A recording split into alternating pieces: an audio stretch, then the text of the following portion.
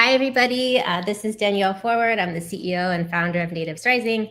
We are a 501c3 nonprofit whose mission is to holistically empower Indigenous communities with jobs in technology, entrepreneurship, and now wellness education. More on that later. But today we have two very special guests, and we are focusing on how to get a summer internship in 2026 in tech. And I have two of my friends here, Tom Gilmartin and Rodney Tavares, to give you guys the insider scoop and answer all your questions on how to get your dream internship. This is also great advice for anybody just job seeking in general in tech. So I'm really excited to welcome them to the stage. Let me see here. Adding Tom and Rodney. Awesome. Welcome, both of you. We're just going to do some brief intros for the folks watching. So we'll start with Tom and then Rodney. Tom, go ahead. Right. Well, hello, everybody. And Danielle, thank you for the invite. I really appreciate one, being on the list, but then being able to share some thoughts and some insights that I hope can be helpful to the folks that are watching. But my name is Tom. I spent my career as a creative director, the first part in advertising and the second part in Silicon Valley at Meta. We were working a lot on Facebook and Instagram, and that's where I met Danielle. And also, I never actually crossed paths with Rodney, but we're all from the same hallways there. But recently, I've been doing a lot of teaching at local universities here and hearing time and time again how tough this market is and how challenging it is for a lot of candidates to break through. So I'm very passionate about sharing some insights that hopefully can be helpful and then hearing some questions that hopefully we can have some valuable answers through the course of the session. But very glad to be here. Thank you for the invite. Yay. Thanks, Tom. Rodney? Yeah, absolutely. So thank you so much, Danielle, for inviting me to be a part of this panel. Love Native Risings and the work that you guys are doing in the community and just for the greater nation there. So I'm Rodney. I'm currently going to be speaking on my behalf and out of my current companies. But I've had a chance to, work at Facebook and LinkedIn and DocuSign and Waymo, Europe, doing university recruiting, working with interns, working in DEI work, and get a chance to be on tons of college campuses, learning a lot about applicant tracking systems and the latest technologies, as well as different ways of interviewing and how to structure your resume, how to structure answers and interview questions. So I'm happy to be here and help where I can. And please feel free to connect with me on LinkedIn if you have further questions. Awesome. Thank you both for sharing your time. One of the reasons I started Natives Rising is because this is a pretty privileged network to be part of, right? Having a job in tech and knowing people that work there. So this is a great example of making this accessible to everybody. So thank you both. These aren't conversations that everyday people normally get to have. So we'll just get right to it because Rodney's a busy guy and we got a hard stop at the 45 mark. So the first question is, what are the best ways to stand out when applying for competitive jobs? Well, I can jump in real quick. One thing to do is Rodney just suggested anybody reach out to me on LinkedIn. I will say the same thing, but you'll see there'll be a few amount or this amount of people that will actually do the reaching out will be very few. So if you can be one of those folks that actually does reach out and makes a connection and actually spends a little bit of time thinking about maybe what that company's about or what that person's about and customizing that note and not just cutting and pasting from ChatGPT, I think that's a great way to stand out because so many folks right now sit back and are a little bit hesitant or afraid to break that barrier and reach out and have a meaningful connection. But that would be one for sure that I think a lot of people, for some reason, feel a little nervous to make that connection. And when they do, they don't pour themselves into it to make sure it stands out. Tom, that's great. Just to clarify, is that like a direct outreach on LinkedIn or is that like a cold email? I think in anything, Rodney's saying reach out on LinkedIn, same thing for me. And I know, Danielle, you'd say the same thing too. But I think one thing that I've seen work, I was a hiring manager for years and I would get a lot of DMs over time. You can really quickly see if someone's just cutting and pasting and sending 1,000 notes. But then if somebody says, hey, look, I looked a little bit into what your projects have been or what your team mission is, or I'm really fascinated by what your company has been doing over the last couple of years, a little bit of that. I put some time into this note and this message. And then, you may want to stroke their ego a little bit, saying, I really admire what the company is or the mission that you're a part of. But just customizing that and putting some humanity into it will make your message stand out. And I think the other thing is just spending quality time up front, thinking about yourself, like what makes you unique, what's your specific story, what is your puzzle piece, so you know how you might fit into other people's puzzles. Like a lot of times, a lot of the candidates haven't really figured some of that stuff out. So right now, when you're in between roles, I think some of that work is figuring out what your unique strengths are, what makes you you, your path that you've gotten to this place. How can you tell that story a little bit? Where a lot of folks right now in this candidate pool, it feels like, are trying to be everything to everyone. And many times that ends up just becoming a little bit invisible. Great advice. Rodney, how would you also respond? The best ways to stand out when applying for competitive jobs. And I know that on our prep call, we were talking about the 1.4 million applicants to a single role, the 15,000 to a single role at Waymo. When you're one of 15,000, how do you stand out? Yeah, so I think there's a few different roles. So the 1.4 was at Facebook. That was the most I've ever seen for like an intern role. But I think a way of like standing out, and I had this conversation yesterday at Stanford with some students, is just thinking about, you have your resume, right? And most recruiters, most sourcers, most hiring managers can spend about 4 to 6 seconds reviewing your resume at the most, right? Oh, wow. So it's like watching YouTube, but the first 5 seconds. Exactly, right? It's not clickbait. It's not drawing you in. Like, how do you draw somebody in? And so what I've been sharing with candidates, and I do this myself on my own personal resume, is I give kind of a snapshot in my summary. So what I've done, what I'm looking to do, and what impact can I make at this company that I'm specifically applying for. And the reason being is I want to intrigue the reader to continue going, right? I remember when I was at Facebook, there was some like marketing data where somebody had to see an ad 7 different times, right, to click on it, right? Yep. And most people's attention span is about 15 seconds right now. So if I know these things, like how do I grab somebody's attention to get them to continue to read? And to me, that makes you stand out, right? If I'm able to understand kind of like what type of internship or role that you're interested in, if I'm able to understand kind of like your technical expertise and your technical depth in that one sentence, if I know like C++, if I know JAX or PyTorch or TensorFlow, and you're interested in machine learning, by you highlighting that for me in your summary, that's going to get me to continue to read, right? Because then I want to look at like what publications you have, what type of internship experience you have, what type of experience you have in open source projects. What are you looking for, like traditional ML or AI? And then like, how does that intersect and contribute to the company I'm working with now? So there's lots of different ways you could stand out there, but regarding like outreach on LinkedIn, be very clear and transparent about like what your ask is. If you're asking for 10 minutes of somebody's time, that's 10 minutes away from their role, right?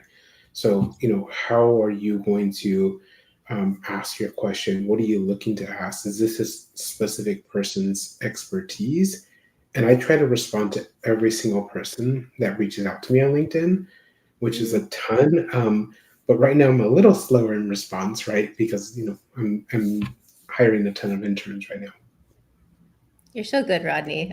You're the first person that's probably inbox zero. I mean, you're a recruiter, so it's your job.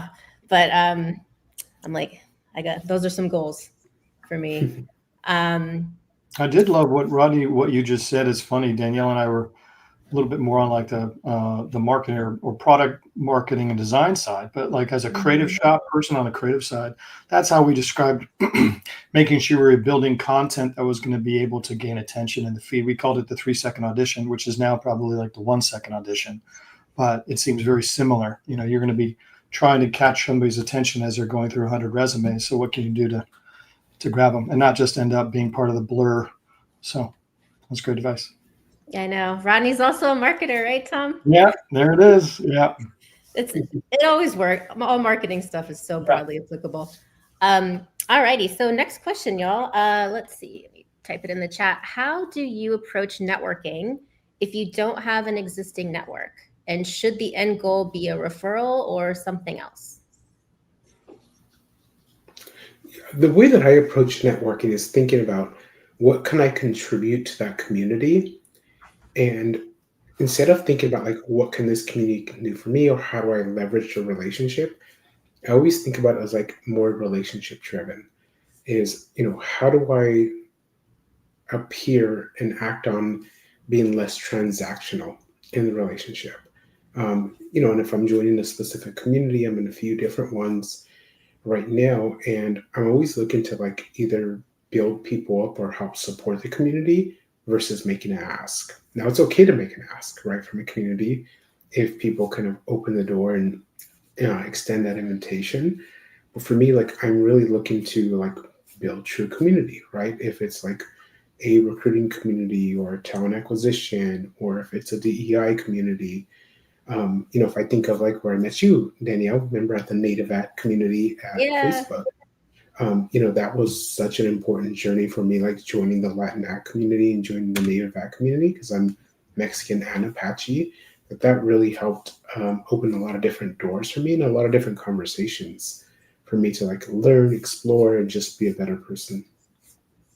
Yep, solid advice. I know that those types of ERGs or any community groups that have mixes of levels, exactly like you're saying, suddenly you'll be with a VP when normally they'd be totally out of your reach, but because you have a shared identity or interest, suddenly you're in the same room with this person and you have something to bond over.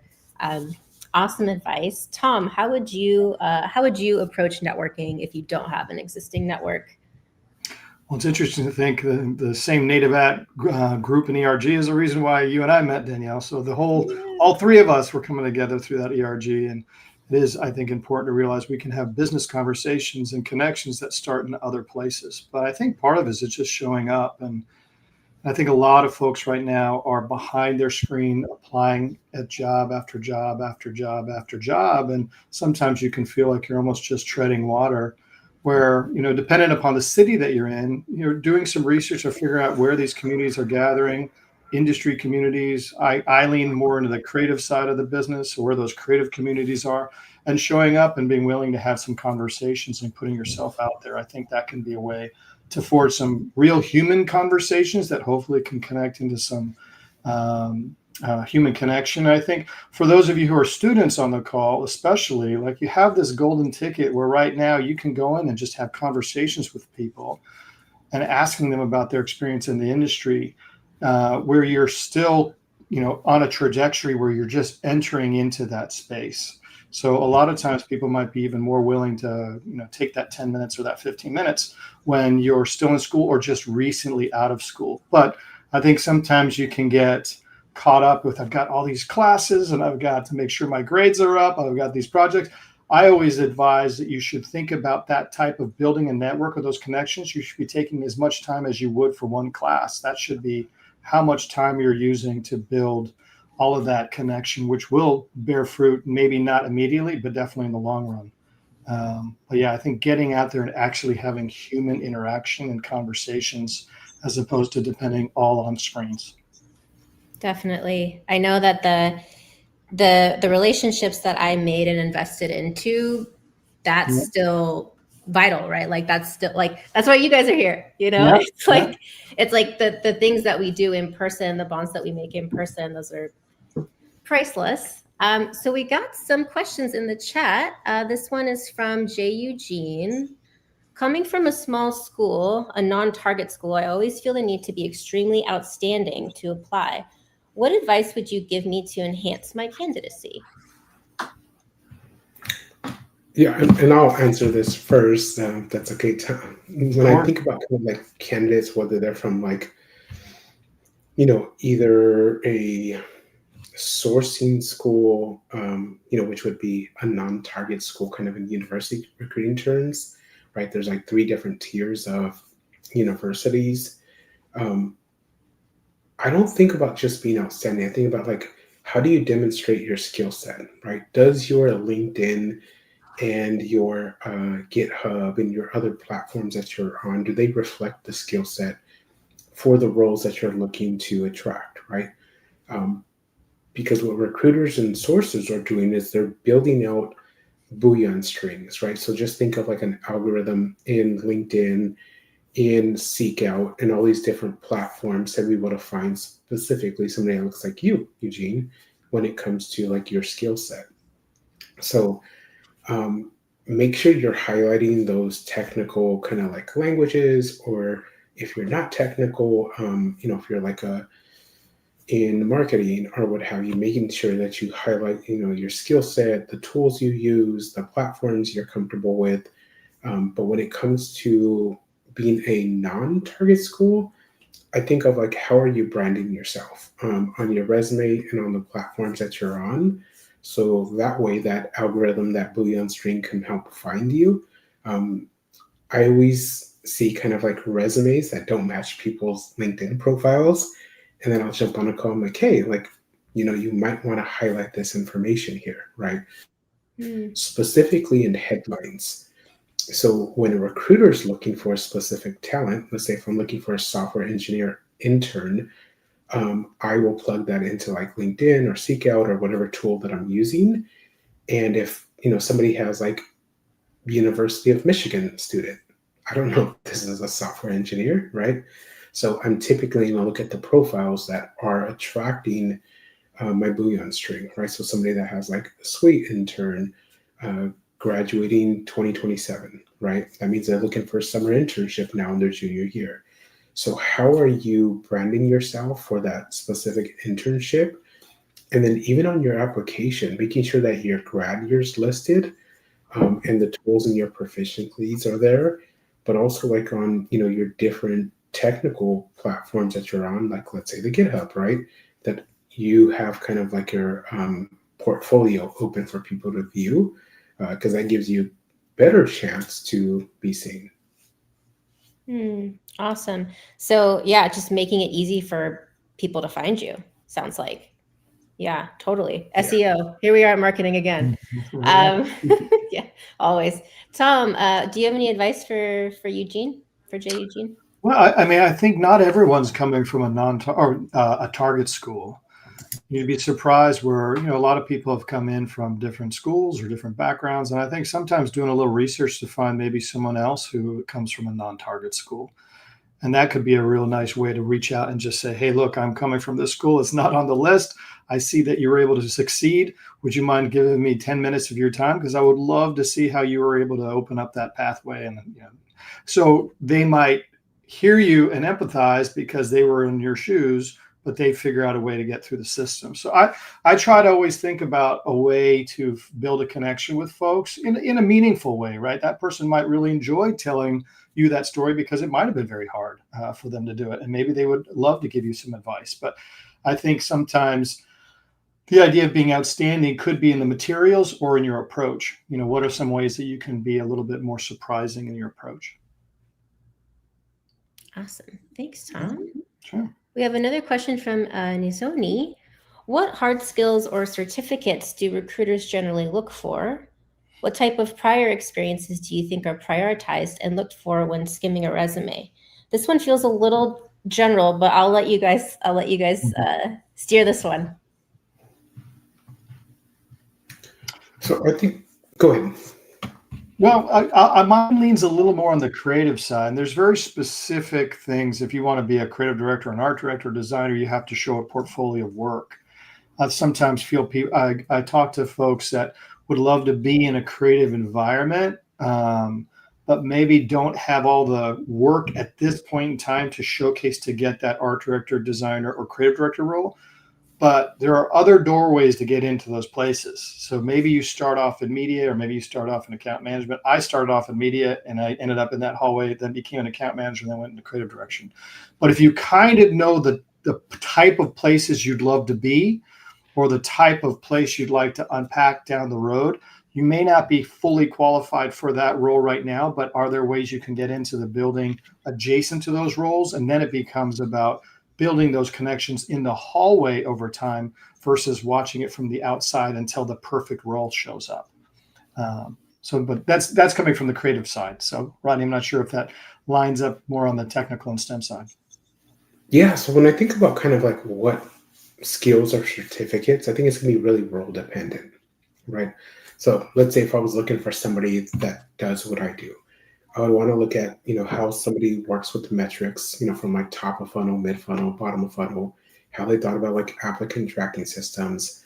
Um, you know, were they a technical or non-technical recruiter? And, did they understand, different code bases, right? So me, myself, I code in C++. So I'm able to kind of like break down processes like that. But it's really kind of like role specific, I would say.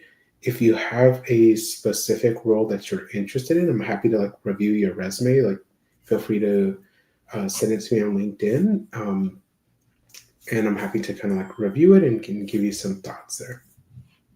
Thanks both. Yeah, I was going to say this is super role dependent, but you're on the right track because I think that first step is just identifying what role you're interested in and then seeking out those folks that would know what those specific keywords and things are. Because for an engineer, it's so different. For designers, it's so different. We rely on portfolios. Your portfolio says everything.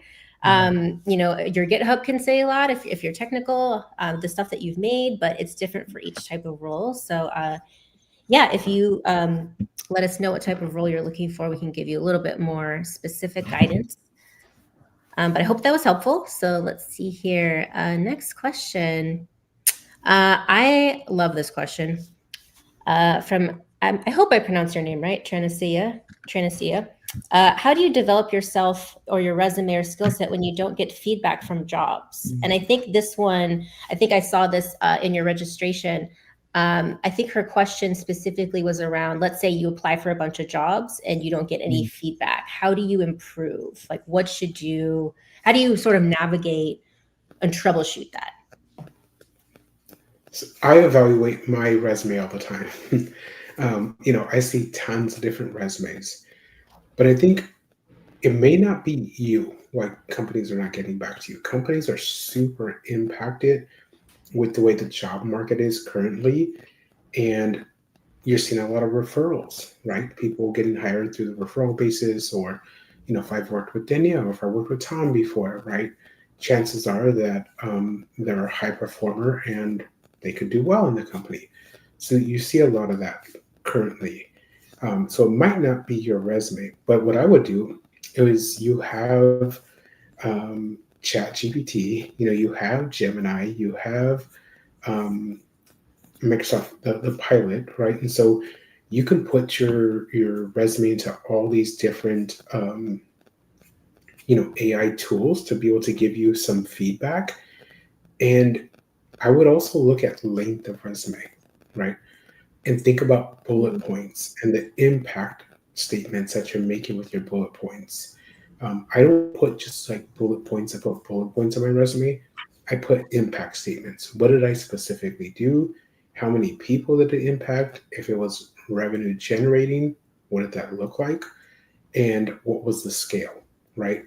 And when I say that, say scale, like some of the things I did at DocuSign, I started when we were at 1,800 people. I left at 8,000 people, right? And so just thinking about like how many people and what size of your organization were you working within, I think it really depends on a lot of different factors there. I love that. Oh, sorry, Danielle. Oh, no. Go ahead, Tom.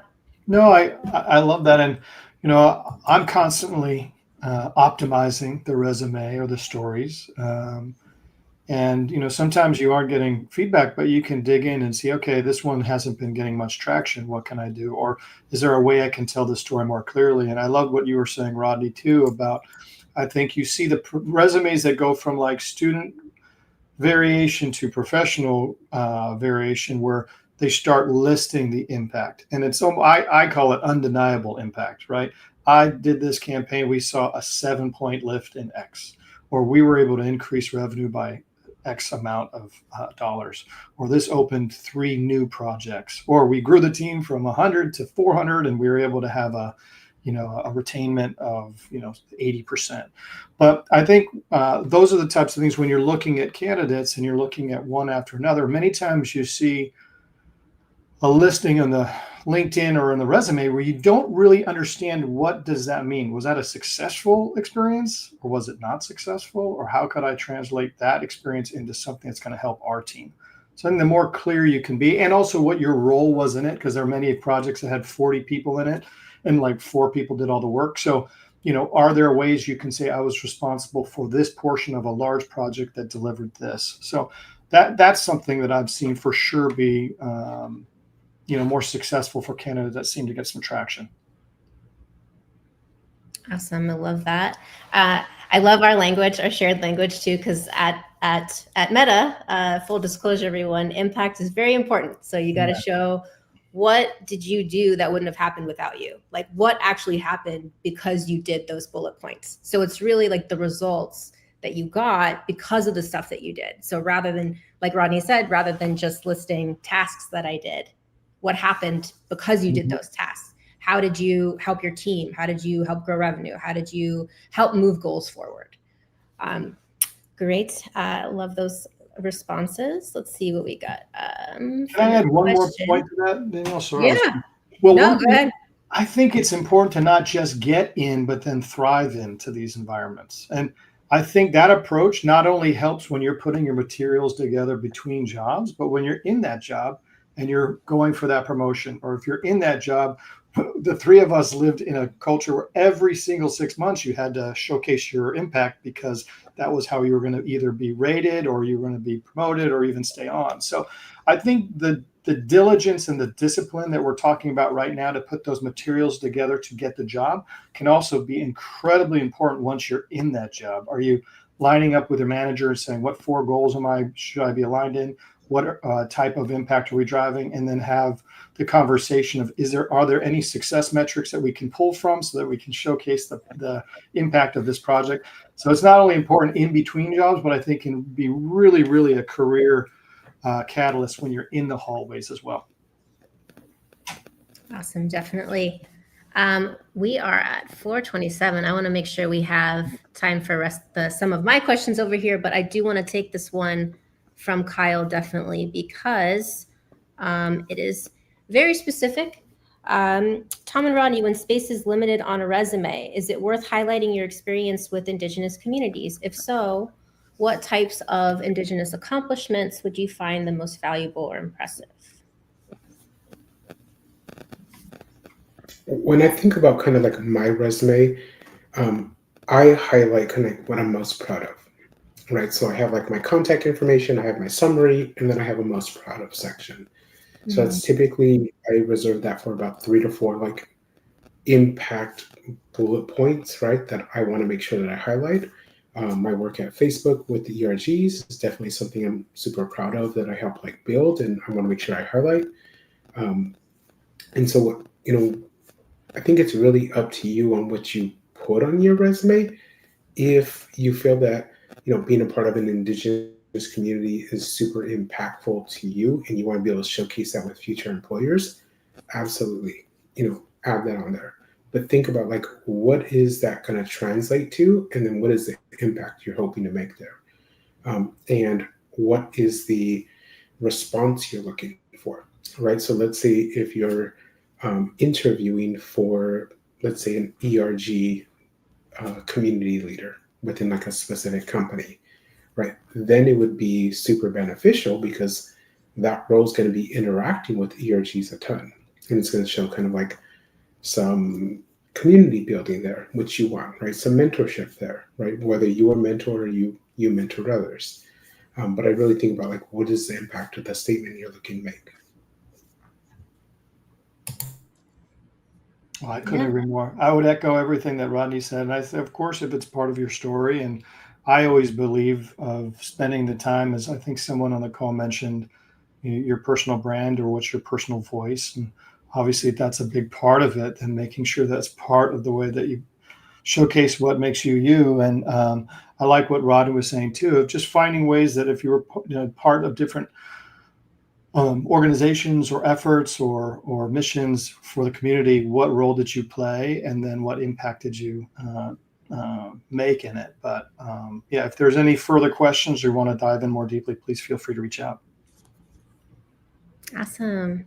And then let's see. I think I missed one from Alexa.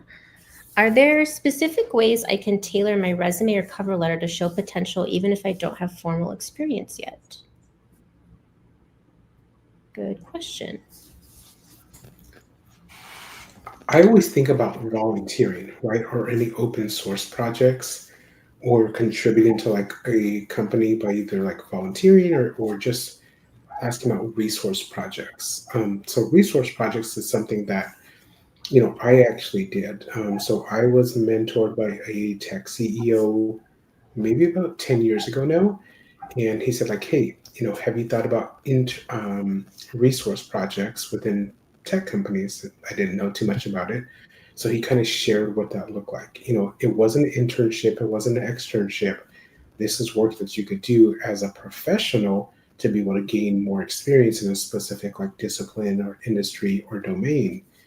And for me, I was interested in like testing out my C++ capabilities and just learning a little bit more about different code bases as well. And so, I got a chance to do some of those resource projects where I helped contribute to some open source projects, but also to learn a little bit more about a company's depth as well.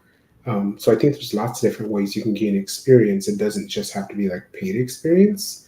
I know there's tons of nonprofits out there that are looking for like great people and their energy. So that could be an avenue that you look at. And I think on the more on the creative or marketing side, your resume and your cover letter are in some ways showcasing your capabilities because you're marketing yourself, and how can you connect with the person on the other end and present yourself in a way that would get them to notice. If it's with a specific brand, do you talk a little bit about how that brand has played a part in your path or in what some of your sort of mission, or even as you've been coming up in the industry or as a student, has that brand or that platform played a part in it? So just taking some time to customize, thinking about the person who's going to be reading that letter or that cover letter or seeing that resume and what would make it resonate. The other thing, especially on that creative side, you can have the ATS versions, obviously, where they're stripped down for AI and very, very clean. But is there a way that if someone's looking at 100 of these back to back to back, there's just something that grabs them a little bit? There's a little bit more craft. It's a little bit more thinking to the design, showcasing your talent and your capability in the way that that's crafted and presented, versus a lot of folks using a preset Canva, template or something along those lines that maybe people see the same one a few times. Is there something that can showcase your effort and your vision and your execution in a way that maybe helps you stand out? So I think the cover letter, Rodney, you're the one that's reading thousands of these or millions, as you may have said before. But I do feel like that's an under-leveraged tool where a lot of people just do a cut and paste from ChatGPT, where, if you were reading dozens of these at one sitting, what would get you to pay attention? What would get you to stop and say, oh, that's an interesting way of opening this, or they did a little bit of research so they know that opening line was going to gain my attention. So have some fun with it. Yeah, definitely. Let's see here. This next comment is a little long. It might completely cover Rodney's face, but I think it might be okay temporarily. Sorry, Rodney. Trace says, hi, hope you guys are doing well. I'm new to tech. I'm self-learning at the moment, not on a specific skill, because the skill I'd like to improve is pretty pricey, which is learning computer parts and building the parts. But how do I improve a skill if I don't have the sources, or where would I be able to find the right sources? Yeah. So I think of like Year Up, right? So Year Up has a few different locations. They offer like free kind of technical training for like tier 1, tier 2 tech support, like junior programmers. There's like Hack the Hood, there's Genesis Works. These organizations kind of provide like, free kind of training for you. But, I know Harvard, Stanford, CMU, and MIT are offering kind of like free classes right now. There's a ton of resources out there. Like again, I'm gonna go back to like ChatGPT and Gemini and all these different resources that are out there. Plug what you're looking for, right? You can even use just like plain old Google search, and it's acting kind of like in the same way where it's finding these different resources based off of the LLM models there. So, I mean, definitely dig in. I wouldn't say to like do your whole PhD online in that way, but you probably could. There's probably a free resource to do it. But some of the programs I mentioned, like they're 100% free, so take advantage of them. Mm-hmm. Anything to add, Tom? No, I think that's great. Yeah, I mean, I do think the tools that are at our disposal right now are so much different than we had even just 3 or 4 years ago. But I know depending on exactly what you're trying to learn and unpack, it could be challenging. But I think what you were mentioning, Rodney, looking into some of those resources or some of those opportunities that might be close to home, or if not close to home, available online. So. Mm-hmm. Let's see, definitely. I think we got another question from these. You guys have the coolest names, but I feel bad because I might say it completely wrong. So please help me in the chat. Nevea, is that how you say it? Nevea? I'd like to get internship experience, but I also work full-time. I've been there, trust me. When applying, should I highlight that I'm seeking a part-time or flexible option, or is it generally expected that internships be treated like full-time roles? What do you guys think?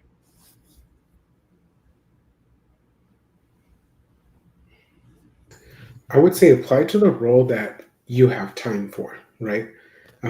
So I went to school full time. I worked full time, and I also like boxed. So I was super super busy, and there would be no way that I could take on like an internship, right? Because I was already full time working and what have you. So when I got my full time role, like I did an internship, on top of that, and it was a lot of work, but it was something that I wanted to work towards. So I think it's kind of like what you want to get out of it and what you're willing to put into it. And I think anything that you want is not going to be easy, right? Because it's a path getting there. So just think about kind of like, what are you willing to put into it? Yeah, I think it could also be a bit of, prioritizing the next couple steps, like how important is each one of those options? If the internship is really, really important, is there a way to have a conversation with the job and say, I'm really trying to make this happen. Is there a way we can find flexibility on the schedule? That may or may not be an option, or have the same conversation with the internship. But I think trying to have both be the highest priority and juggle both could end up be really, really challenging. But I think, I think being clear on what you're able to apply, just so if that hiring manager or the person bringing in the intern is betting on you being that partner, and then the attention starts to happen because you're being stretched too thin, I think that could be a real bad situation to be in yourself, because you want that internship to be a resume builder where that person can say, oh, they were fantastic and they helped us build this. And I think you could find yourself in a tough situation if you don't have that hard conversation before you step forward into either one of those paths. So sitting down with a journal and maybe thinking through how the priorities and how each one of those puzzle pieces lines up. Hopefully that's helpful. Awesome. Thanks both. We have about 6 minutes left, but I think I'm going to do this question. How important is ATS optimization? Any tools or best practices you recommend? Rodney, you sort of started talking a little bit about this, but maybe just we're going to focus on this one for some more clarity, and curious what you think too, Tom. So when I hear ATS optimization, am I hearing like more AI tools, like trying to screen candidates out? Because I haven't seen that to be kind of the case. I've worked with tons of different, and ATS is an applicant tracking system. So if I were to like go apply to a role, like an applicant tracking system could be like Greenhouse or Ashby. Ashby's probably the only system that I've seen being able to screen candidates out. based off of like keywords. And typically it's a human on the other side of the applicant tracking system that's screening candidates and looking at different profiles and making sure there's a fit. Now, you could get screened out based off of like specific questions that are in an applicant tracking system meant to screen somebody out. So let's say if they're looking for a new grad role or a intern role, and I'm graduating in December 2026, well, I wouldn't be eligible for an internship then, right? So I could get screened out for a May, or June 2026 internship.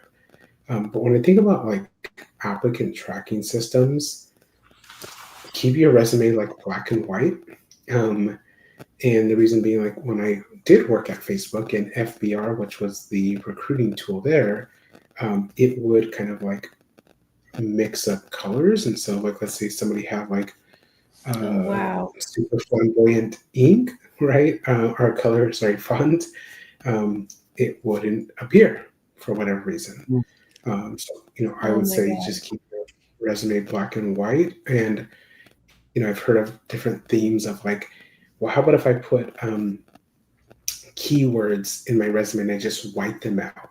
Is that going to bump me up to the top of the resume kind of like pool? It doesn't. Because it's typically, again, like that's reviewing your resume and kind of like screening it based off of like your skill set and the I would say the biggest thing with your resume is making sure that it meets the minimum qualifications. So when a recruiter or sourcer is looking at your resume, to be able to pass that on to kind of that next flow or next round, they're looking to see if you meet the basic requirements for the role. But that's kind of what I would think about when ATS optimization. Nice. Anything to add, Tom? I think Rodney would have the inside information for sure on that, more so than me. But I do think it's as important we have that resume that's optimized for ATS, but also have one that shows your humanity too. Because when you make a connection with someone, or you hand the resume over in a human to human way, you want it to represent craft and a little bit of your personality and what you're offering. Versus some people just use the same resume that they're using for that ATS submission to their general resume submission. And I also think if you find that there's a role at a company that you really love, obviously apply in and use the ATS or ATS optimized resume, but also do some sleuthing and see if there's anyone in any way that's connected to you or someone that you know, or find some way to build a little bit of a ripple of connection within the organization. Because many times they can say, hey, I'm going to refer this person, or I'm going to take that resume and refer it into the system. That can give you a little bit more of a chance potentially of getting noticed than being a stack of thousands of resumes potentially. Yep, definitely. Let's see here, Rodney. So we only have you for 2 more minutes. So I just want to make sure that, is there anything that you specifically want to share before we wrap up? I think, Tom, do you have a hard stop? We might be able to answer a couple more questions for like 5 extra minutes or so. But Rodney, was there anything that you wanted to share with the students before that they haven't asked about, or just common stuff that you really think people should know?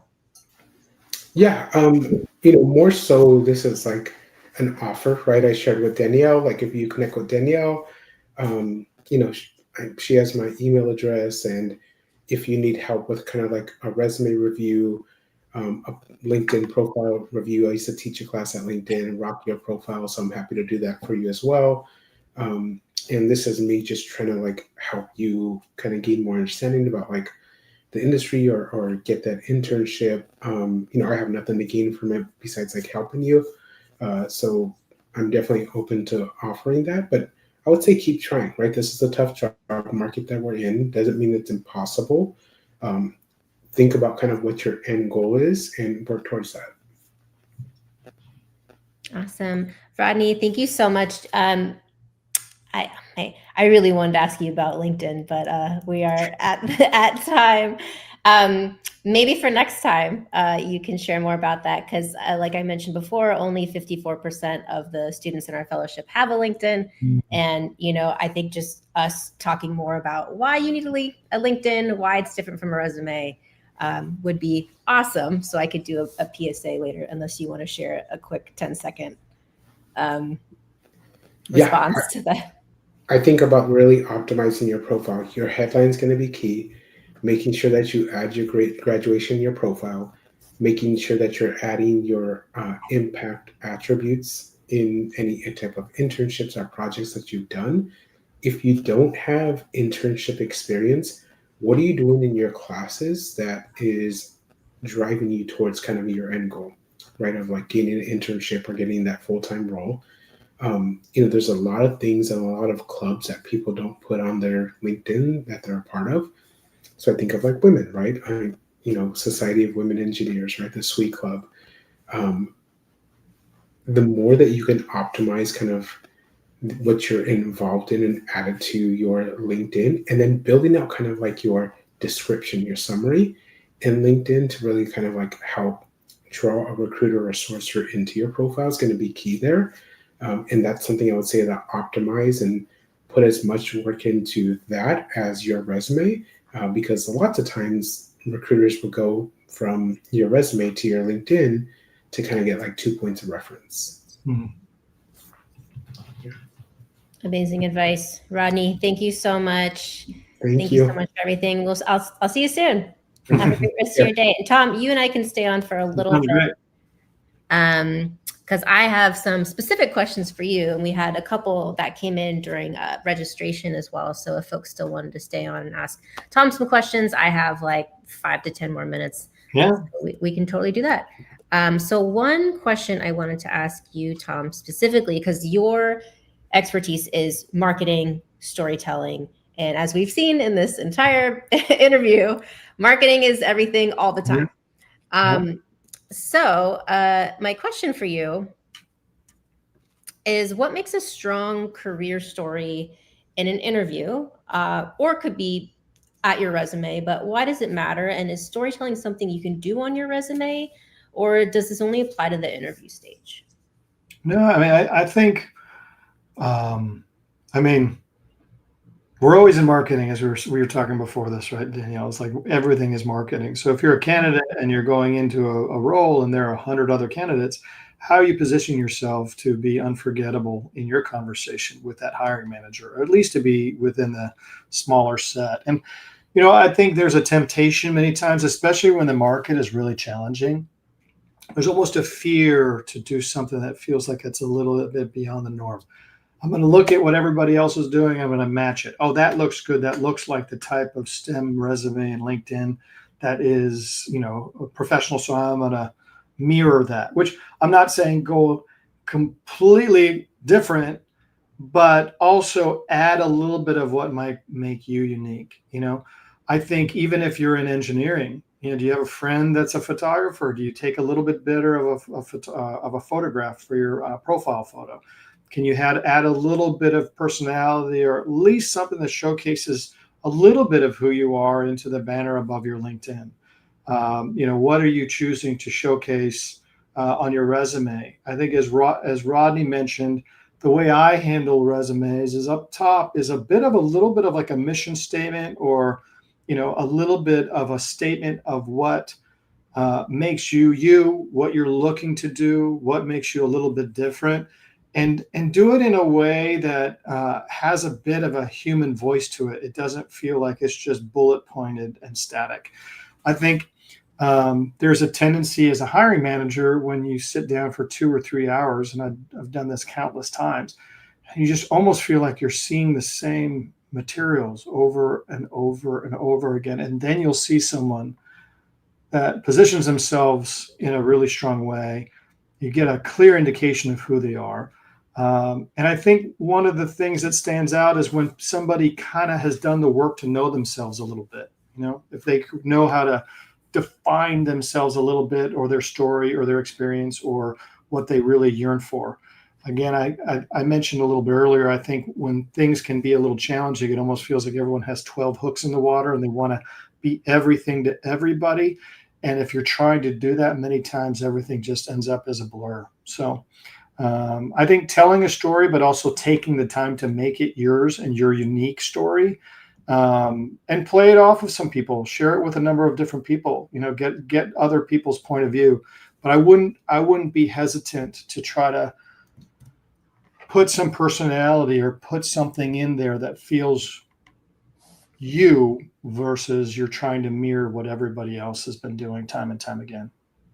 And I think in an interview, I think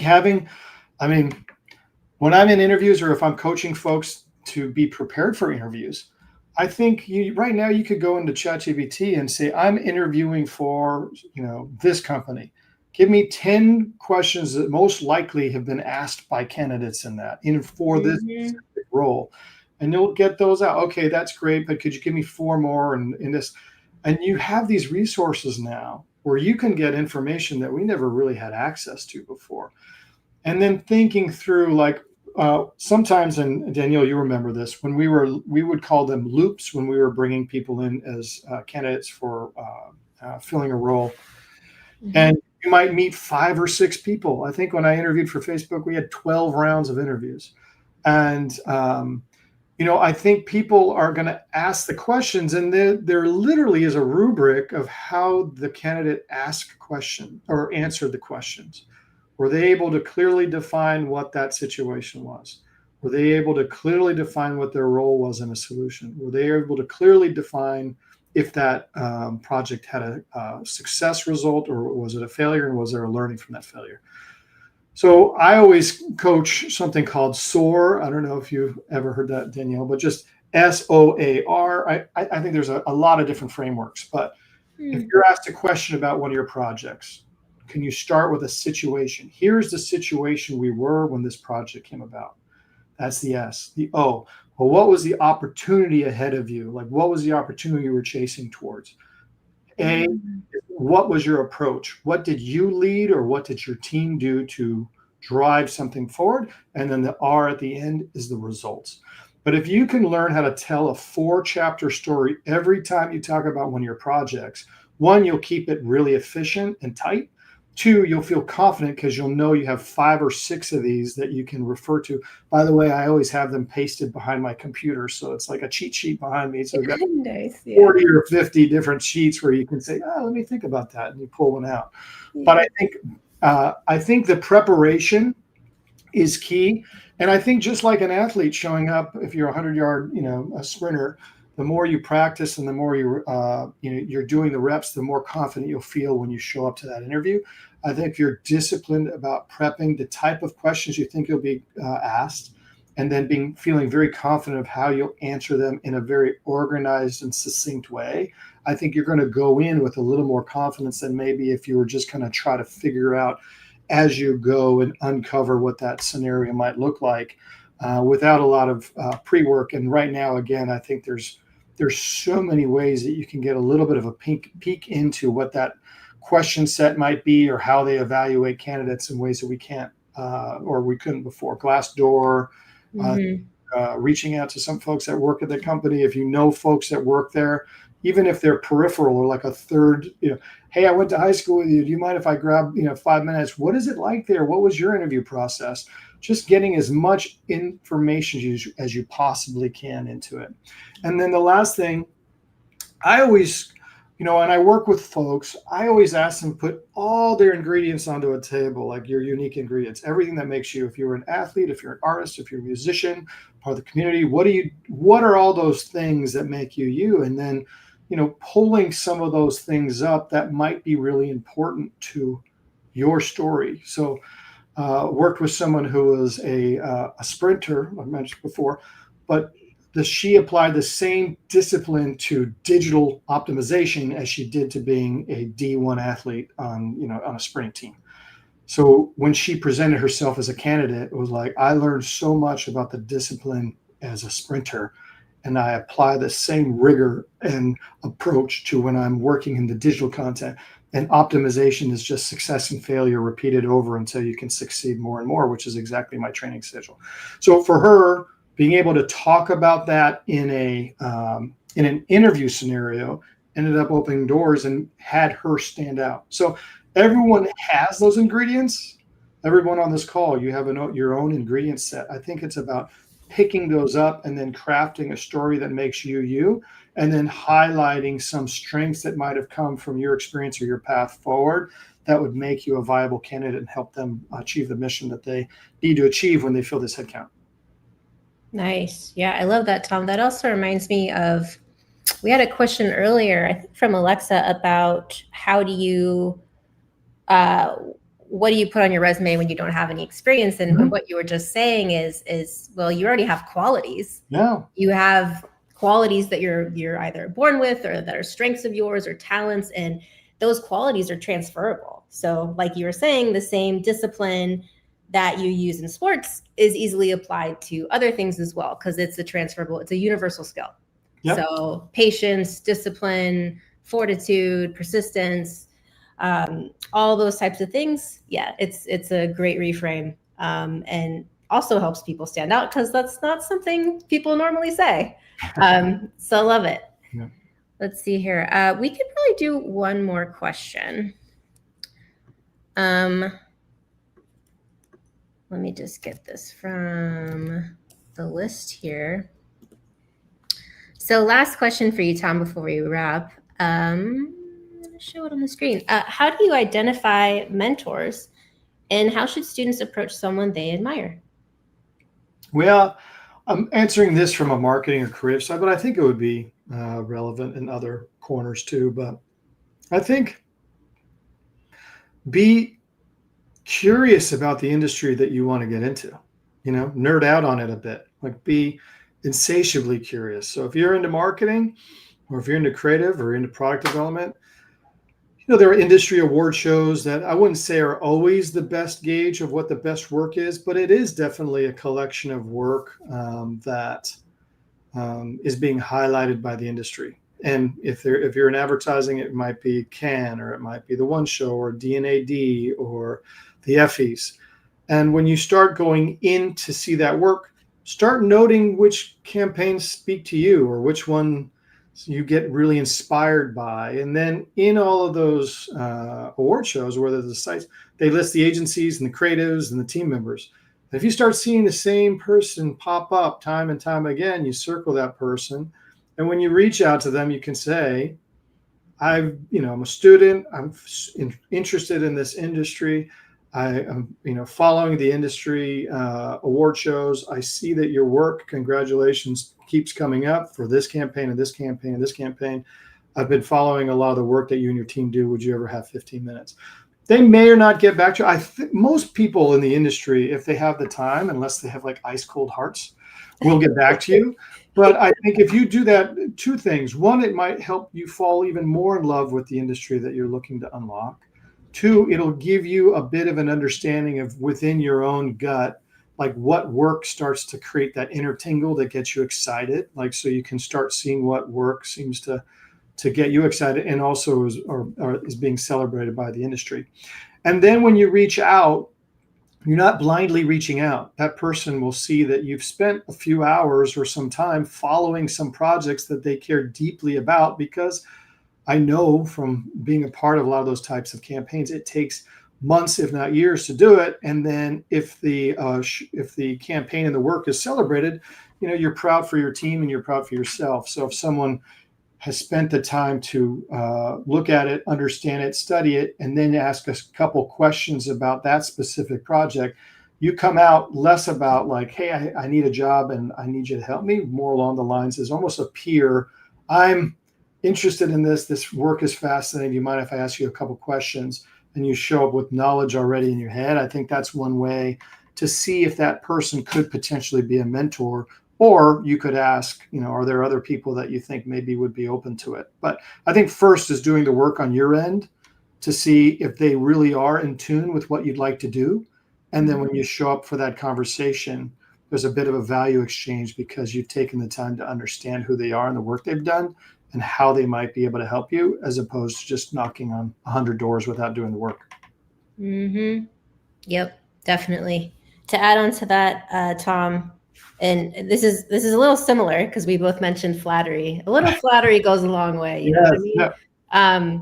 But how I identify mentors is I look for people whose life I would want to live. So people that I think they're doing really cool stuff, I would like to do what they're doing. And hopefully you're close enough to them where you could find a way to just send a cold email, just email them. I can't even tell you how many times a cold email will do a lot, will do wonders. And if in the email you say like, hey, I've been following your work, or I read your book, and always read their book, first of all. Take a picture of yourself reading the book and send it to them. Yes. Yeah. Stuff like that. You know, like Tom said, people are very touched when people reach out and that they've actually done their homework on that person's work, the stuff they care about. If they do it because they're passionate about it, and if you're interested in what they're passionate about, people will want to talk to you. So, and like Tom mentioned, you know, most people will be flattered and be happy to give you like 10 or 15 minutes. So, Tom, we are at the top of the hour, so I think we probably need to call it. But I did want to ask you: was there anything else that you wanted to add that you think the students should know about? Well, I mean, I think in some ways, I mean, these are very, very challenging times for folks that are, you know, looking for roles, and that people in college, out of college, people who've been out of college for many years, people who've been in their career for a long period of time. But in some ways, I mean, the fact that you're all on this call and being proactive and looking to gain more information, I think that you're asking these types of questions.